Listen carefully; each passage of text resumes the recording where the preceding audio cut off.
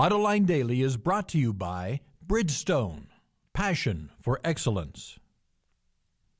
Here are today's top headlines. GM has trouble trying to save Opel. Suppliers could start shutting down soon, and more automakers drop out of the Frankfurt Auto Show. Up next, we'll be back with the news behind the headlines.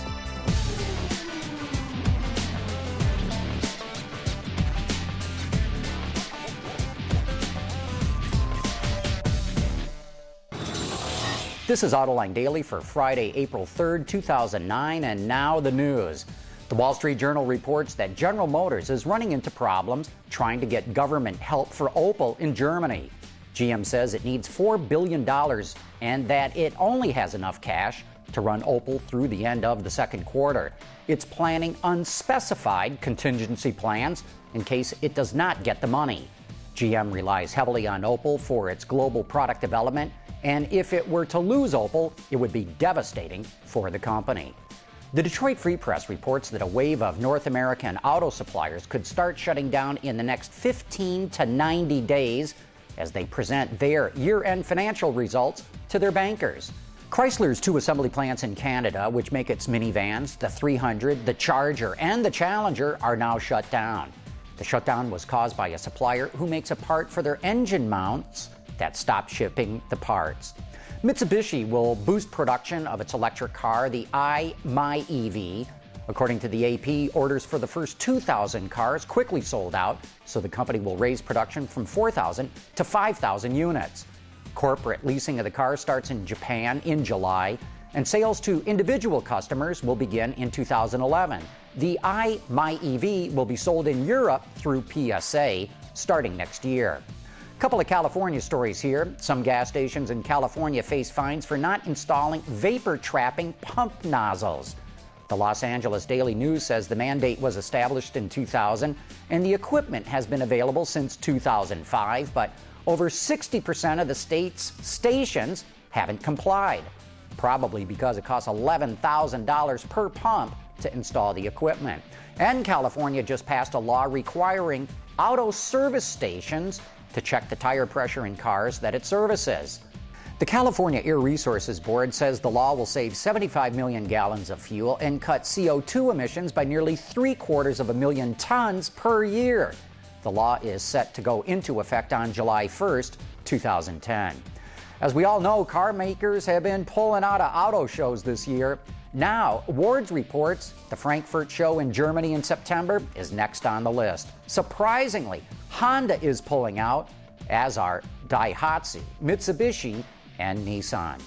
Coming up next, a look at a preview of this week's episode of Autoline Detroit. We'll be back right after this.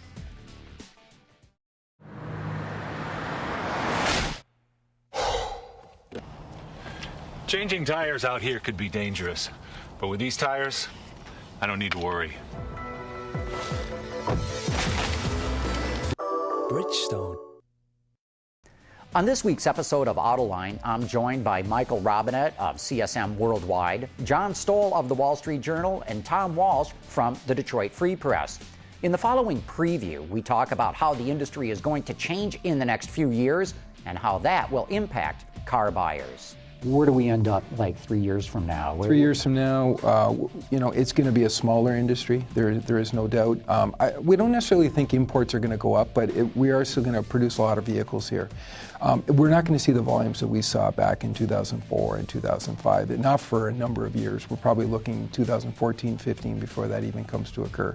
Affordability is a problem. Mm-hmm. We're spending a lot of money right now. Taxation is going to be a problem. Disposable income is going to be an issue. Savings rate is probably going to go up. Maybe not as much as some people think, but it's going to be more and more difficult to afford vehicles in the future. So, the vehicle ownership rates are going to go down a little bit. But there are new drivers coming in. Scrappage rate is much higher than the replacement rate right now, and we can't lose sight of that.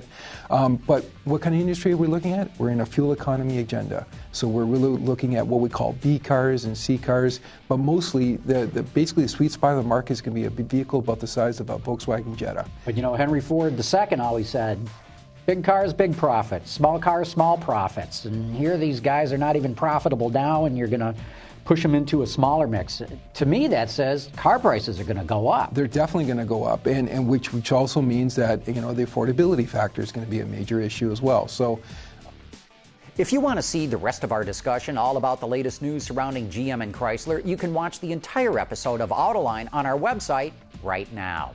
And that's it for today's show, except for one more thing. I've got to announce the winner of this week's trivia contest.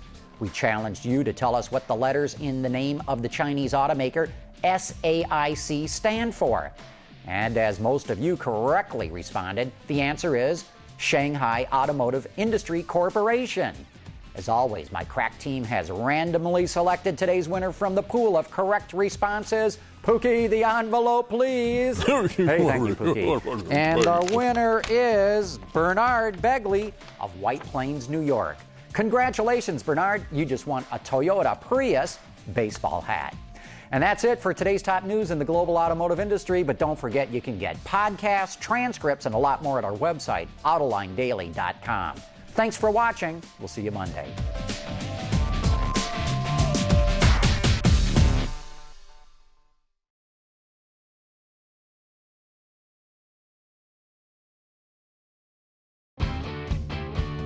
Visit our website for even more great content all week long.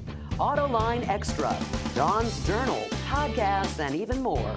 So click over and get the inside view at AutolineDetroit.tv.